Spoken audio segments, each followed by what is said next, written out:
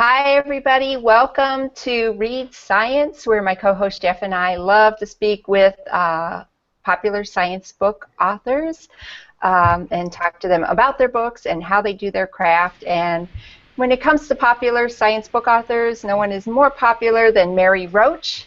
And so we are so excited to have her back again today because she was our very first guest on Read Science. She helped us kick the whole thing off. So Mary, you want to say hi? Hey, bye. Hey, awesome. So Mary, as most of you who are tuning in know, is the author of 7 books, but I only have 6 here. The other one I read was from the library. So we've got a stack of books that are all interesting books that talk about the human body in some shape or form, but with a twist, with a sense of humor. And so most of you are familiar with Stiff, Spook, Bonk, Packing for Mars, Gulp, and her new one is called Grunt, The Curious Science of Humans at War, which I just loved. I haven't not loved any of your books, but I love this book because I'm an Air Force brat and I grew up in the with just the rest of the family in the military. My brother was a Marine and things like that. So, well, Mary, we're glad to have you again. And I think what we'll do is have Jeff start with a question. Huh. I'm a National Guard brat, believe it or not.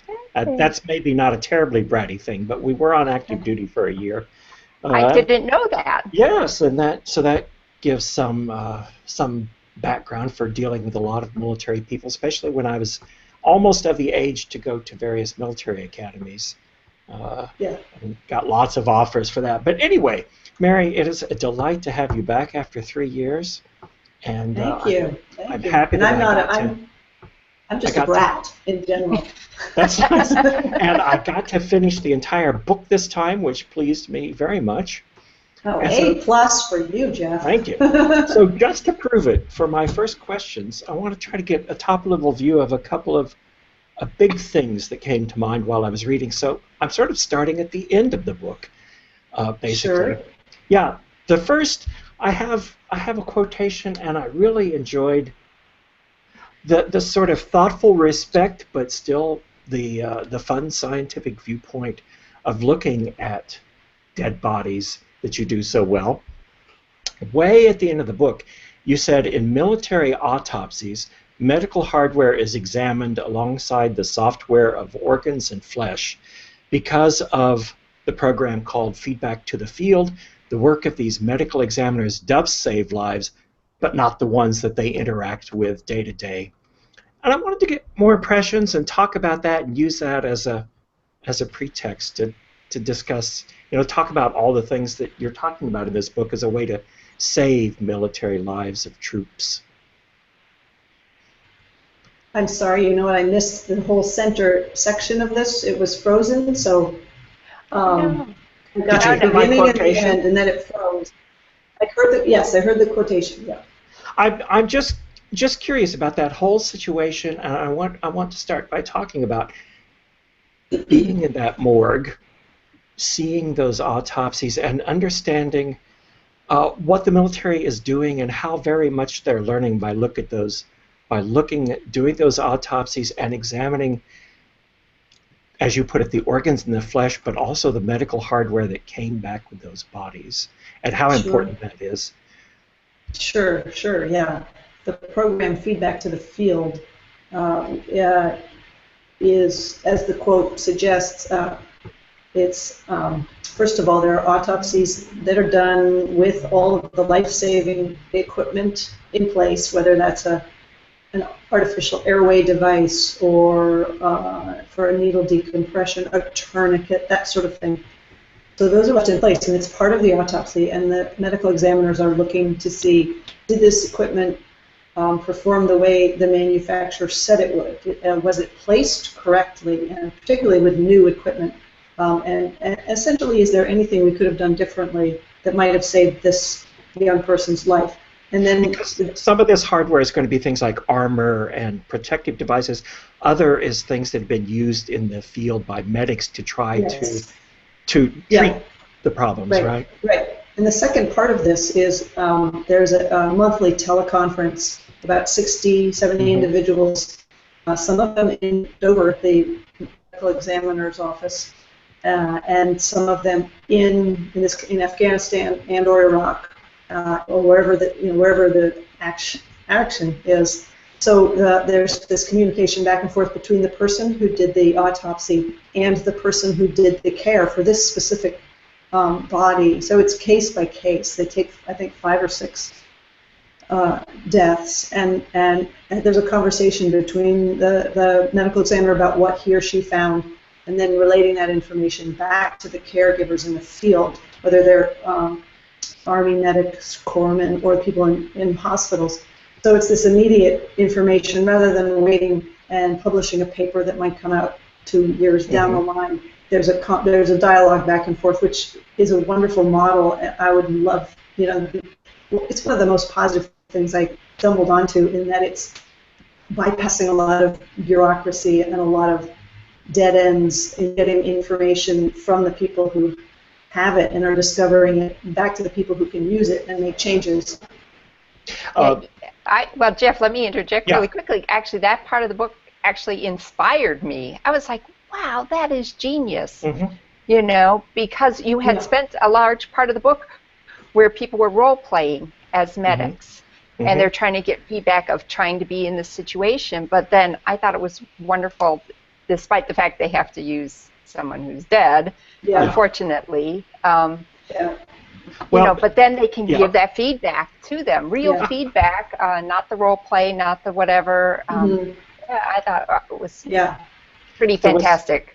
One other observation around actual victims, and these were not military people who came, but corpses that had been donated for research and made their way in. There are a couple questions later on about those, but you talked about one of them where you're in a situation where they're looking at explosives and how to armor vehicles from explosives from below. But what you wrote about them was light and amusing, but also seemed so respectful and appreciative. When you said to feel no pain, to accept broken bones without care or consequence is a kind of superpower. And you say, the form-fitting lycra costumes, it occurs to me, are utterly appropriate. And I thought that was so nice to, and you've written the whole book in about the strange life of donated corpses. Right. But here they are again doing signal work to help keep other people alive, and that just seemed very touching to me. Me too. It seemed to strike you that way, just from sort of the tone of voice that showed up in there. And so in the book, you end up in lots of places looking at things that have to do with explosives, air people who get dumped in the water and worry about sharks, people who need penis reconstructions, these morgues, just submarines, all sorts of places. And naturally, I was thinking as you were going, my goodness, how did you manage to get acceptance, invitations to visit these places? And at the very end, you said, well, an awful lot of people said yes. Yeah. And I'd like to hear more about that. And if you have any secrets to getting people to say yes, of course, that would be yes, that's useful. I love that. And I know you had a little section of the book where they were like, no, where your editor says, of course, you should talk to the Navy SEALs. So definitely tell us how you get people to say yes, and just let you on board and humor the journalist who's now wearing, trying to shoot a gun. I think that was the oh shoot, where did I write it down? The blank puke. Shoot. When you were visiting the one place, I'll come up with it later. When I do, I'll just blur it. The media. The media puke. The media puke. That's it. Thank you. The slang, media, yeah.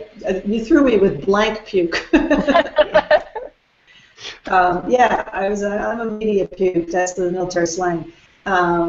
Actually, the people in the Navy, the Office of the Secretary of Defense, the Army, and everybody else that I talked to, the public affairs people included, were welcoming and straightforward, which I didn't expect. I didn't always get that with NASA when I worked on Packing for Mars.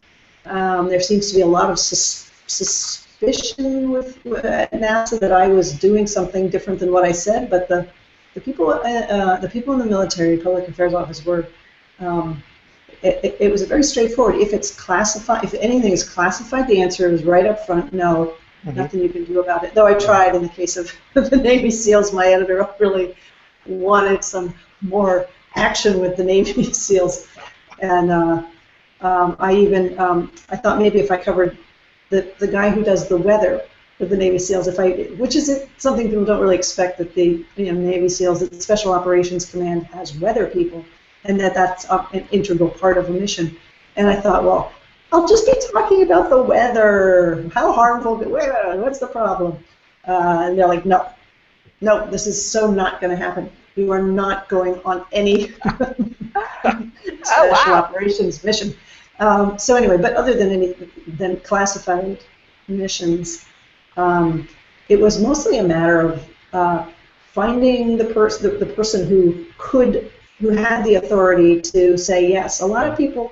Nobody was saying no. People were very gracious. They said, this sounds fine with us, but we need to find the person who can say yes. And sometimes they were odd requests, like, well, I want to travel to Camp Lemonnier with this diarrhea researcher. And Camp Lemonnier, there's a lot of counterinsurgency work, and there's restricted areas. And so it was people trying to find the person. Is it AFRICOM? Is it CENTCOM? Is it the Office of the Secretary of Defense? Is it Chief of Naval Operations? Who's the person? They were just scratching their heads. So it was a lot of just emailing a lot of different people who were trying to figure out who that person might be. So it was just a matter of keeping at it and saying, thanks so much. Could you put me in touch with the person that you think might be the person? And sometimes that took 3 weeks, and sometimes it took 1.5 years. But you even ended up on a submarine for a while. Yeah. Do you think your reputation preceded you, and maybe did that contribute to any trust? Although they're a helpful lot anyway, but yes, it did, and I could see that going either way with me. And I always offer to send a previous book because I want them to see what I do. And I want them to see that there's good information, that I'm not doing some sort of muckraking investigative piece that's going to slam people. It's not at all like that. Then again, it's I'm a little bit of a unknown quantity in terms of how I'm going to write it and where the humor will fall. So I just want them to be comfortable with it. So I'm always sending the book out. But people usually, when somebody was willing to spend months helping me get the access that I needed, it was somebody who was familiar with a book, who's felt like it's a story that should be told. We do good work here, and we're proud of it, and we'd like you to come in and write about it. So, and that was a huge help. That was a huge help. So it was a case of my being lucky enough to stumble onto individuals who had read a book and who felt like spending the time to try to figure out who could first of all, who could approve it, and also in the case of the nuclear the Trident submarine, when is there going to be a short-term voyage outing? Yeah. There's a word underway. Anyway, because they go out for months at a time, and I wasn't looking to be out for months at a time. So I had to go out with some prospective commanding officers who were doing a practical exam for 5 days. So that worked out great. I was able to go when they went and come back when they came back. So but that was about a 1.5 years of right. just, every few weeks, hello, it's me again, hi. Just checking Do we in, have hello more again. news? Yeah, do we But have more? I was thinking, Yeah, go ahead. of when you were on the submarine, I couldn't help but think of Rose George on a ship for her book, Yes. 90% of everything. And I was like, Rose George has been a guest on our show, and I love her writing. Yes. But She's fabulous. yeah, absolutely. And I was like, I love when I see that. I was like, oh, Mary's on a submarine, and oh, Rose is on a ship, and it's just It probably took Rose just about as long to get permission. I think sometimes commercial ventures are more wary about what will be said, possibility of liability, safety issues. So, right. I don't know how long that took her to get permission, but she did. That's such a good book. Yeah. It is I love her writing style. I have to say, like I just feel soothed. She's writing about tough issues, but I feel soothed when she's writing. Yes. I'm like, I don't know how she did it. I don't know if that's the British way, but whatever, I'll take it. And also, but speaking of soothing and respectful, like Jeff said, like all of your books have dealt with some touchy subjects that if you weren't diplomatic, if you weren't respectful, they could go horribly wrong. But none of your books have gone horribly wrong because you have the touch, right? And you deal with it with humor, but it's so respectful. And we can think of lots of people who do humor and it goes wrong and it's, terrible. But, this is something that makes you stand out tremendously. Is you can tackle some interesting topics without, insulting people or offending people. I suppose you've offended a few people, but maybe not as overtly as others. Yeah. Well, it's something I was very aware of with this book, the potential for a misstep in terms of the tone. So I tried to be cautious while at the same time being Mary Roach. I can't be somebody else. So it's good to hear you say that. I didn't feel like you were being self-conscious and constantly correcting yourself. It just seemed to me that you had a positive attitude of reporting these things, which are amusing, but also, important stories. And it's nice to know that the people supported the idea because they felt proud of their work. Yeah.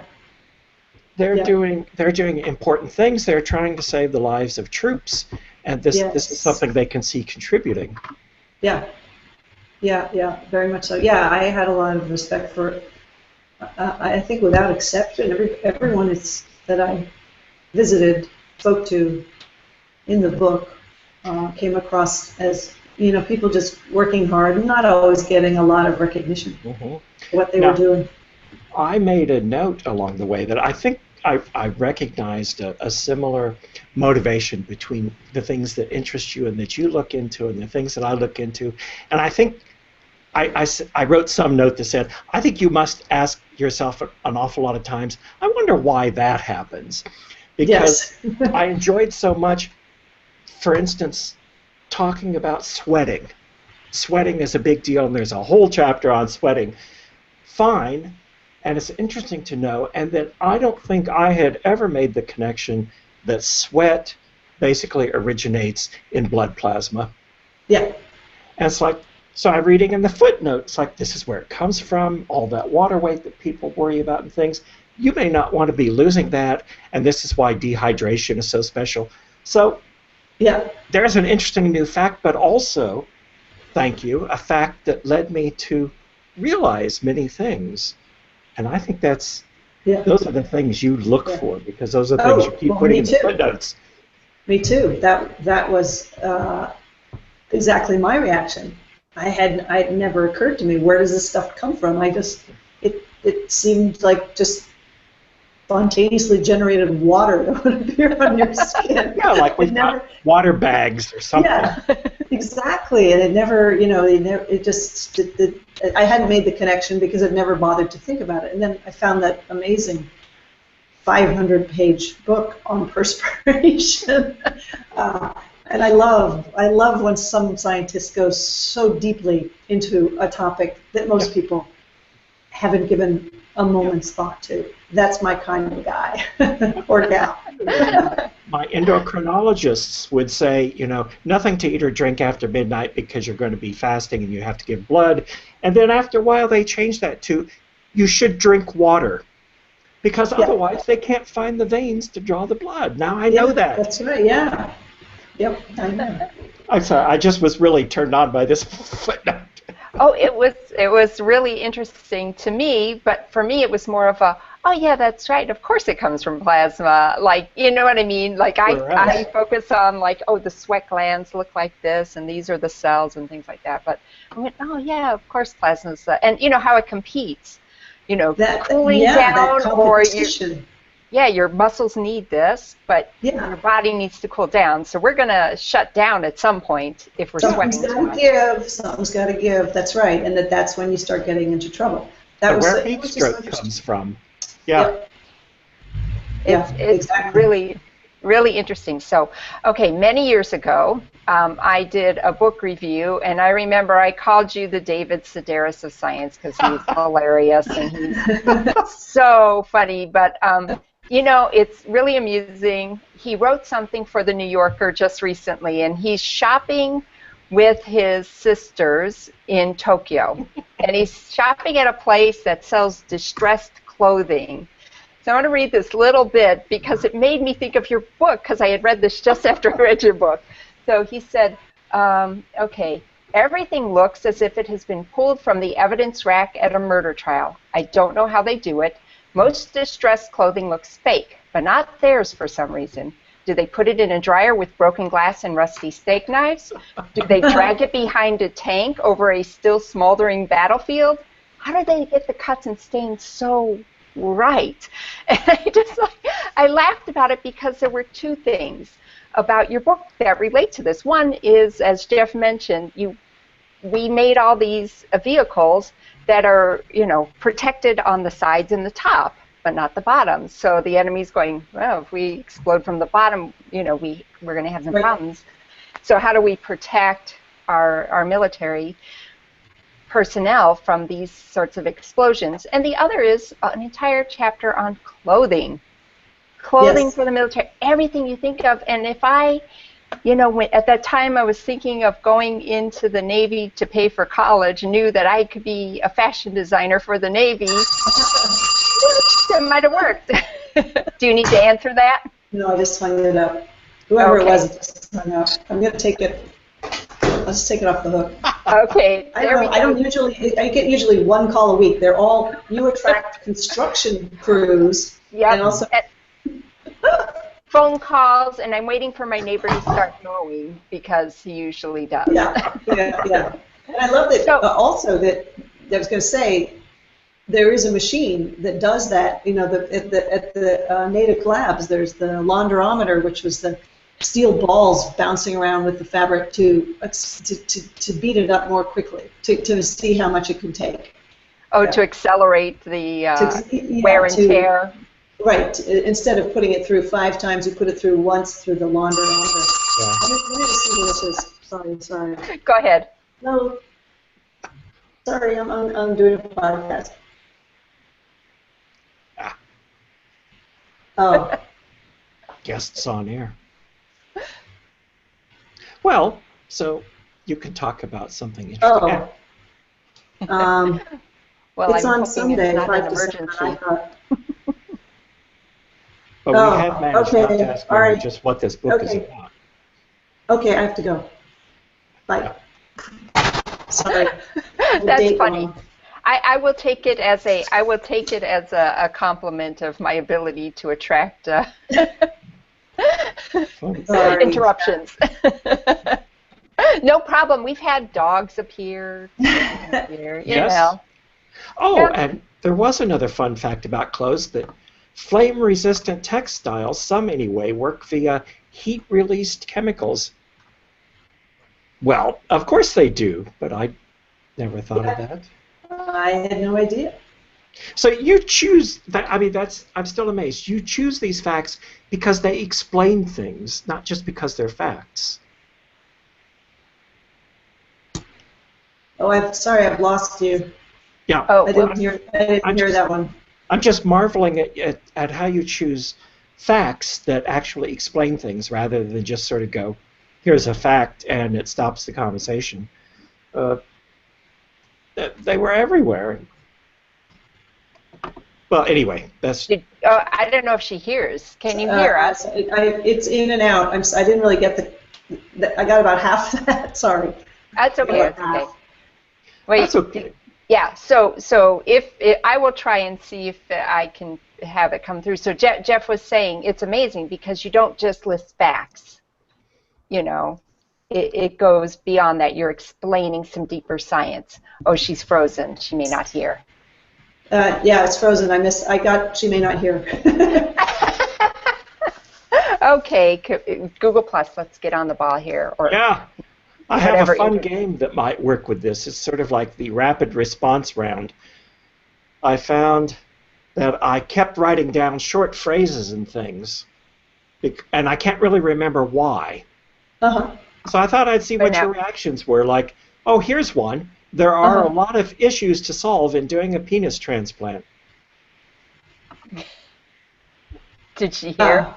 I got penis transplant. Was there something after that? No, just that there are a lot of issues around a penis transplant.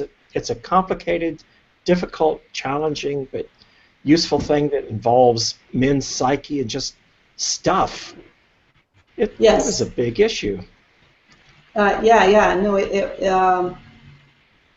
the actual transplant was the first time I was able to, even though I wrote stiff, I was never actually in an operating, a cadaver lab when the surgeons were doing the kind of working out the details before they did the first real transplant. They do kind of a wet run, as they put it. Yes. They do a wet run using cadavers, and so that was amazing just to see. Like they were looking at, because they were trying to figure out which are the most important arteries and veins to hook up. So they had a bag of blue fluid that they would then attach to an artery, and it was like an IV bag, and then they would sort of artificially as though that blue fluid were blood, it would come into the artery, and then they could see, because the skin would turn blue, they would see what areas were perfused by that via that artery, and that would tell them this is an important artery to take. We'll need to reattach this one. So they were working out those details in the cadaver lab. So it's fascinating. Or here, nearby probably, here's Christine Delorier saying the problem is getting the U.S. government to embrace sex. I don't really remember, but she said, she's someone who's been trying to get funding for a staff sex therapist at Walter Reed, and not just for people who've had genital injuries, but let's say if you're an amputee and you've lost 2 limbs, what sexual positions work, and are there pieces of equipment that are helpful? And the answer is yes, there are resources and information, and there should be somebody who's just there and is made accessible for couples. And also think if you're on some of the drugs that these guys come back and they're on painkillers and antidepressants and nerve stabilizers, and these things can interfere with the sex life. So there's many reasons to have somebody, a professional, who just is there and someone can make an appointment with. And she's been trying to do that, but has not been successful. But these are major quality of life issues, and it's awkward. Right. Fortunately, there are a few people who are advocates, but it's awkward that culturally it's so awkward. Yes, right. It tends to be shunted aside as a lifestyle issue. It's important that they walk. Like it's optional or something. Right, but it's also, like this one andrologist said, it's important that they walk, and it's also important that they're able to have sex. And it's not something that should just be ignored because nobody wants to bring it up. So, Well, so and they need to sort of think, would I like to not be having sex? Oh, you know what I mean? But they just don't put themselves in that situation. Yep. Yeah, right. Here's a phrase. continuing the lightning round. Why do you? I can't remember why you wrote liquid ass, but I wrote it down. Oh, that was funny. Yeah, liquid ass is well. There are these things called cut suits that enable medics and Navy corpsmen who do medical care for the Marines. They train on these cuts, so it's a wearable. It's like a wearable version of Processa Annie, the patient simulator. So worn by the people who are the actors. Yes, playing worn by the wounded person people. who's playing a wounded person. So it's this cut suit that has organs, and not only does it have organs, but inside the intestines, if you have an evisceration, say, or a knife wound, and the intestine is open, there's even this substance that you can create intestinal contents, that is to say shit, and you can give it a smell using what is ordinarily a party novelty called liquid ass. Mm-hmm. Yeah. So that's how liquid ass ended up in the book. But that was a big part of things, because someplace back here, it's like a big topic I thought to talk about was trying to invent the world's most noxious smell. Yes. And what do we have? Where? Malodorant. It's like, how often do I see that word? Not very often. And I enjoyed the fact that stench soup was a recipe that began with, quote, U.S. government standard bathroom malodor. Who knew that we had a U.S. government standard bathroom malodor, which apparently is like the leading contender around the world for the world's worst smell. It is yes, in any culture that you go to, any race, any culture, any ethnicity, that is the one that everybody agrees is horrible, revolting, and scary. Scary. And scary. Like it is not like anything in nature. It is something that makes people uncomfortable. And it is something. It was developed as a compound, a standardized compound for testing latrine deodorants. Right. In World War II. I believe it was World War II. So they were looking for, if you're going to have a latrine deodorant, this is what it has to combat. So, and it's beyond porta potty. It's supposed to mimic an open pit field latrine that hundreds of men have been using in 80-degree weather for a few days. So, but it's pretty bad. Surprising thing in that discussion of odors is how much our reaction to an odor depends on the context in which we smell it. And the shocking results of things that we believe are there, that they were created to mimic these horrible malodorous things, that 69% of people said, "Oh yes, I would have this as a snack." Yeah, right. Yeah, I think 3% of Caucasians would wear vomit as a scent. Like oh yeah, a little bit right here. Yeah. I like that. I'd wear that as a perfume. Well, it's fun fact, but it's telling, and it's oh my goodness. So I'm curious, what did not make it into the book? Yeah, a lot of things, because I had planned to embed in Afghanistan, and there were a number of things I would have liked to cover. Medical evacuation, care in the air. Would have liked to be on, one of those flying medical helicopters. Mm-hmm. Medevac. Or the Army blood system would have been really interesting. I wanted to specifically embed with the Chaplains Corps, who go out with units. The chaplain and the chaplain's assistant. Only one of them is armed. The chaplain's assistant covers the chaplain. The chaplain is not armed. But they went with a unit. Whatever the unit is doing, they're there. Whether it's route clearance or going into a village, and whatever it is their unit is doing, they are on the scene, which gives them a unique ability, I think, to empathize and to be somebody that the troops could relate to, perhaps. So that was interesting to me. I would like to do that, but ISAF, the coalition group, was only accepting daily journalism embeds at that point, because it was during the drawdown. So all of that, I would have liked to cover all of that. And of course, the Special Operations mission that my editor so dearly wanted, the Navy SEALs mission that was classified. Yes, So. I forgot. That wasn't in the book, I don't think. I think it was in your trailer. Yes, book that's trailer. correct. That's right. I heard about it. So, yeah, yeah. So here's a funny tidbit. Speaking of medevac, my father in the Air Force, and he joined right out. Well, he didn't even finish high school, so he joined. And they give him all these aptitude tests, and he's a great mechanic. And they said, "You're a great mechanic, but you're going to be hospital administration." And then he actually ended up later when we were living in Guam. Like, he had served his enough tours as the hospital administrator.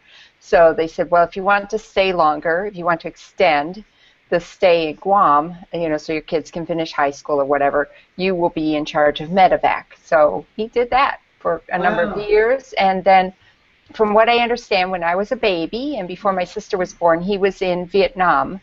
And apparently he drove ambulances and did hospital paperwork. But he would never talk about it. So we never were regaled with stories of the Vietnam War.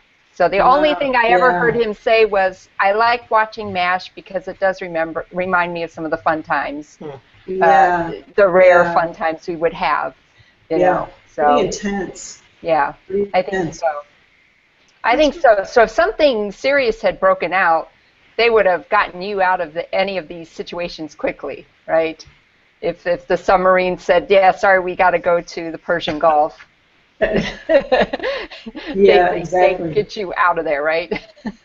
Yeah, well, it was a ballistic missile sub, so it was, I think it's basically a roving nuclear arsenal. They were, they're not really. I mean, I don't think they would have. I suspect if that kind of emergency came along on that submarine, you'd go along for the ride. I think they'd make her leave. Uh-oh, she froze. They may not have the time if, global nuclear warfare is imminent. Yeah, well, that's true. It's like, we'll get back to you as soon as we launch a couple of these missiles. Yeah. Stay there in your room. Don't come out. So you froze for a moment, but you're back. That's good. Yeah, it's one of those days. Okay, another thing from the rapid gross out round. So we learned that live blowfly larvae were approved by the FDA in 2007 as a, quote, medical device. And with delight, I wanted to ask you, was my question, how much delight did you get from being able to write a footnote like Medicare reimbursement code for maggots CPT 99070? Pretty much off the charts. And yet, blowfly larvae do very important work that can't really be done by anything else. And so it's another one of those unsung hero things with simultaneous gross out, which is a good thing, right? Right. Though she's frozen again. So Yes. I did find, I had read some articles about maggots as, debriding.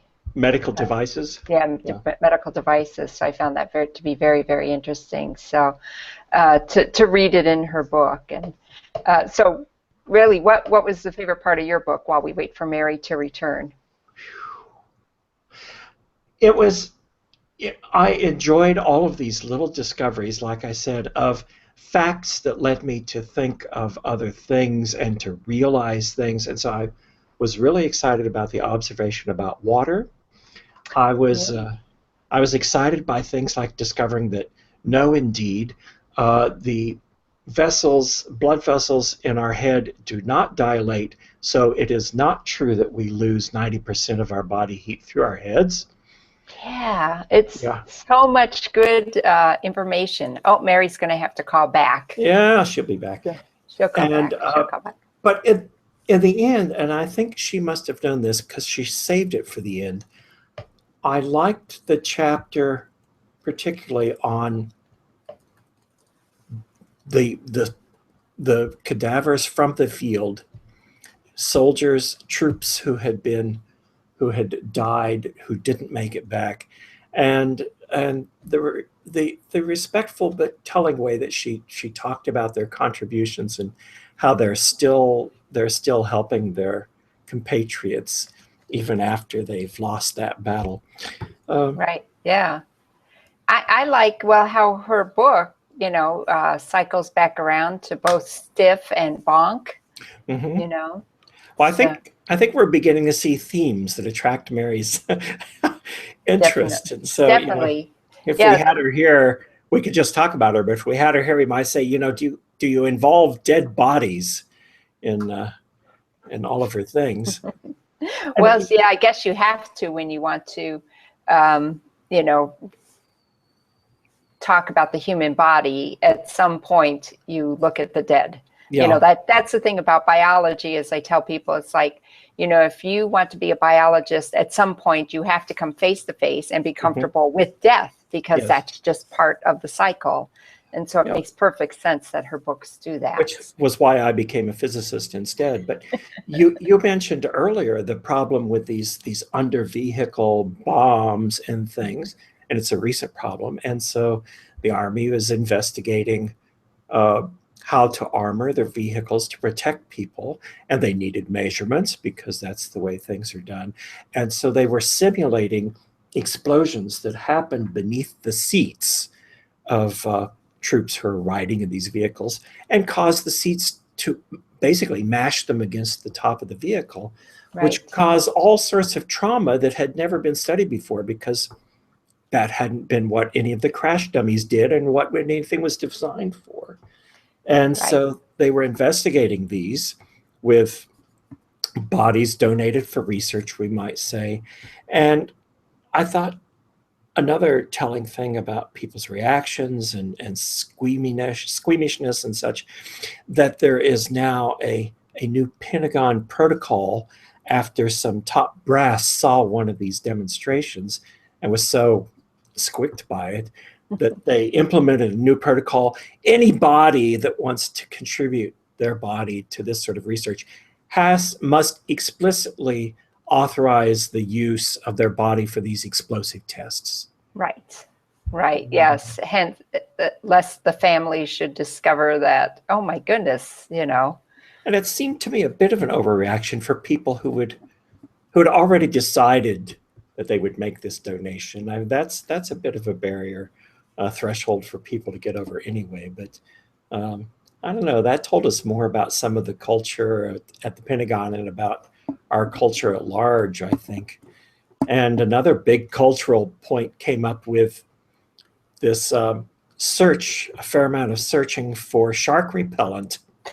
Yeah, that was a surprising chapter Shark in the book. repellent, because aviators are concerned, and there are a lot of things to be concerned about, but are be concerned about being shot down over the ocean.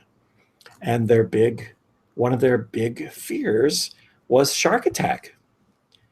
And they did all this research looking for shark repellents and learned a lot about what sharks can smell, what does or does not repel them, what works when you're in the water to attract them or not attract them. It's rather little. They're not all that interested in people, apparently.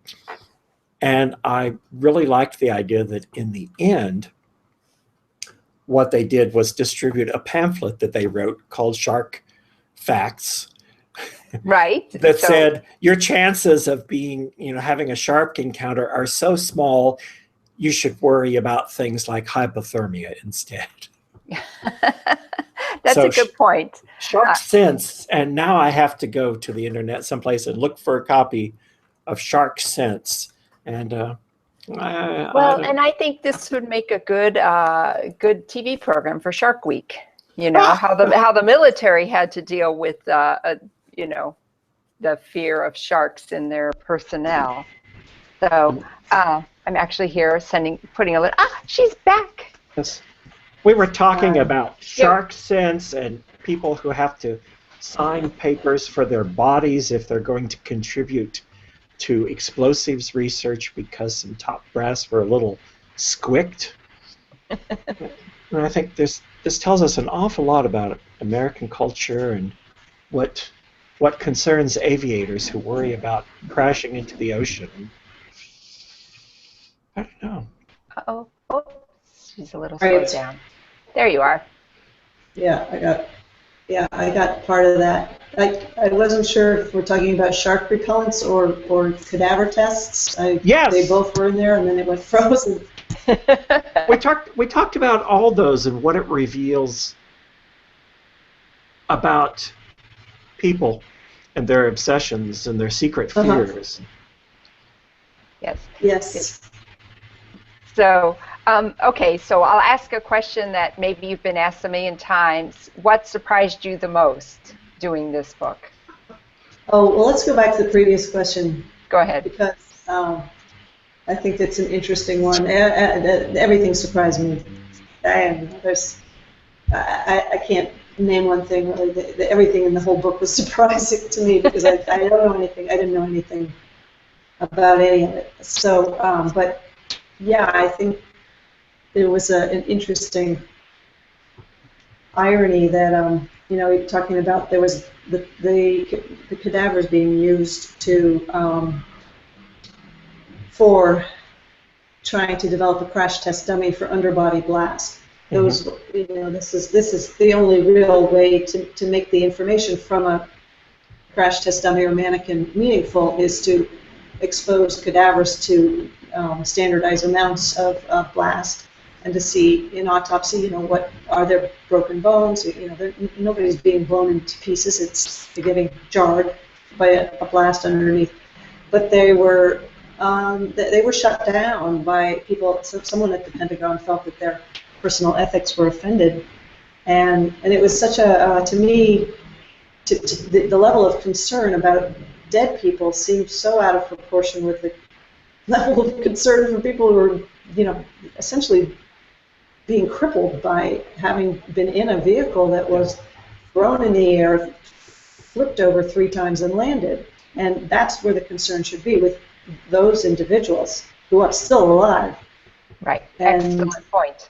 Yeah, so that was just a strange little bit of thinking there. But anyway, yeah, people are uncomfortable with cadavers and with death and with the issue of respect. But if somebody has made themselves available as a dead body for research, part of respecting their wishes is making good use of them, and that is a very good use. But people are uncomfortable with it. Anyway, that was fascinating. That was a really interesting part of it. Yeah. And people can learn a lot about that from reading Stiff. Would be a good place to start. It's a new respect for all of the things that those corpses do. Yes. Speaking of that, like sort of cycling back to your other books, like do you find you have new audiences every time you write a new book and then they go back and read your other ones? Hopefully. Yeah, hopefully they go back and purchase every single one. As they should. But I just didn't know if you got some emails or the publisher received some feedback that said... Well, definitely every time you put out a new book, the publisher sees a jump in your past works, which is partly why they're excited for you to put out a new book. Because then I'm happy you're with Norton because Norton's been a good publisher for you. Yes, they're great. They are a wonderful company and a really just terrific group of people. Right, and I'm sure they don't want to lose you. I think we've almost answered this question now, but when I was nearly finished the book, I wrote a question to myself that says, what keeps Mary's books from being superficial and juvenile? And it could so easily devolve into that, but it doesn't. And I think we've discussed a lot of those reasons, and I think we talked about this on episode 1. It's like, do you have any new insights, anything you want to add to how you do it so that it's not puerile and sophomoric? Well, I think that, I choose topics that are normally treated in a puerile or puerile, or however you pronounce that way, sophomoric way. But what I like about those topics is that people tend to think, oh, this is going to be immature, silly and gross. And I like them, and then I like them to see that in fact it's really actually interesting and sometimes important. And so it's a whole side to these topics that are either taboo or they seem stupid and gross and immature. It's kind of it's an interesting twist. I hope that they're able to see that they're. Yeah. I'm not just cracking jokes. Well, you're not doing it for the gross out. I think it's a more iconoclastic view of these are taboo subjects, and we don't do ourselves any favors by pretending they don't exist. It's better to learn about them. Yes. Yeah, very much so. And because people typically just turn away, that keeps the material fresh for me. Nobody else wants to cover it. I'll do it. That's true. And while you were on your little internet break, we were talking about how everything you do has something to do with the human body. Yes. Yeah, because we're the most interesting things on the planet. To ourselves. Yeah, to ourselves. Yeah. Exactly. Yes, that's the secret to my success. We like ourselves. Okay, now I want an answer to a couple things.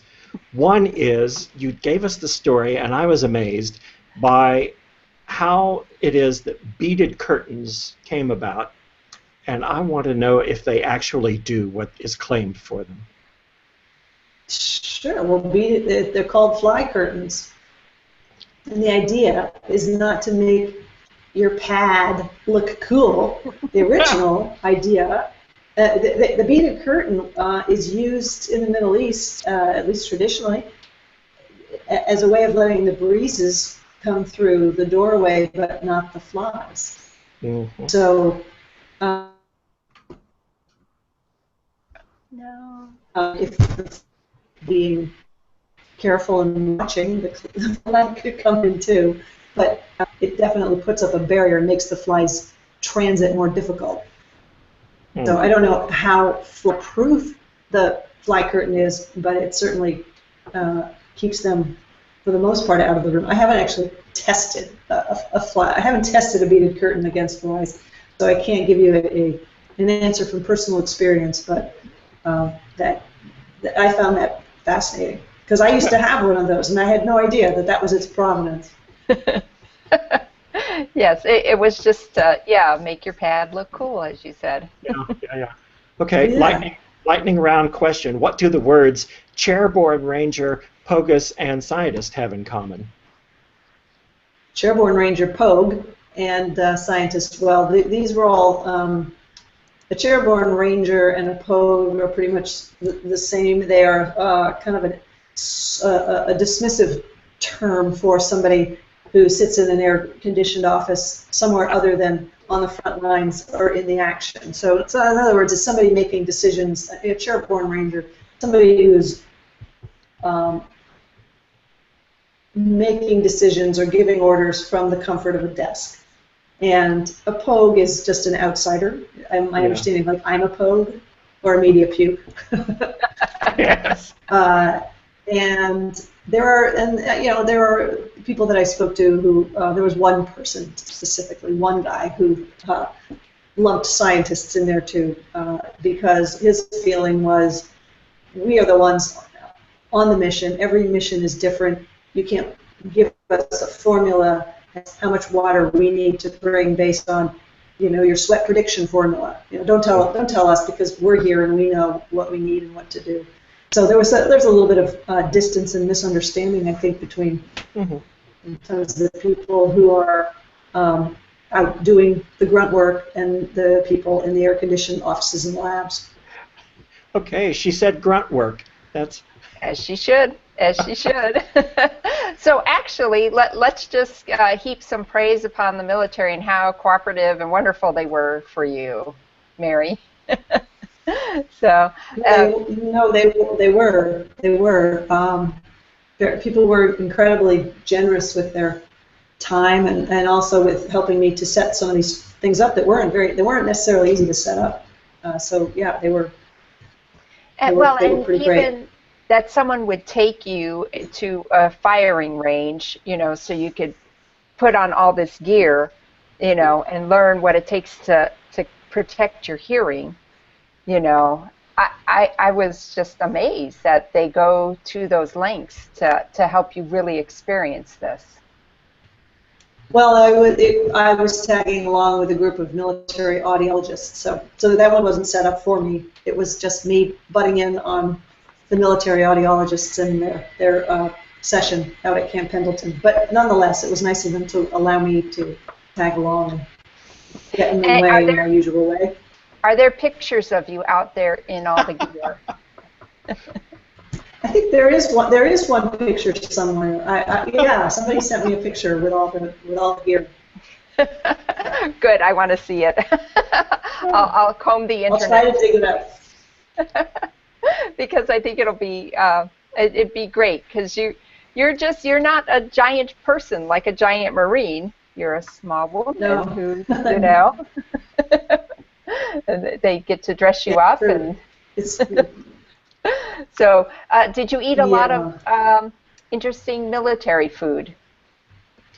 No, very little, because I don't have a chapter on that, because a lot of it was sort of similar to what I covered in Packing for Mars. Okay. And the MREs. It's a lot of extremely long shelf life, and making food specific to a mission. So no, I don't. I tried a caffeinated meat stick, which I can't really. Oh, wow.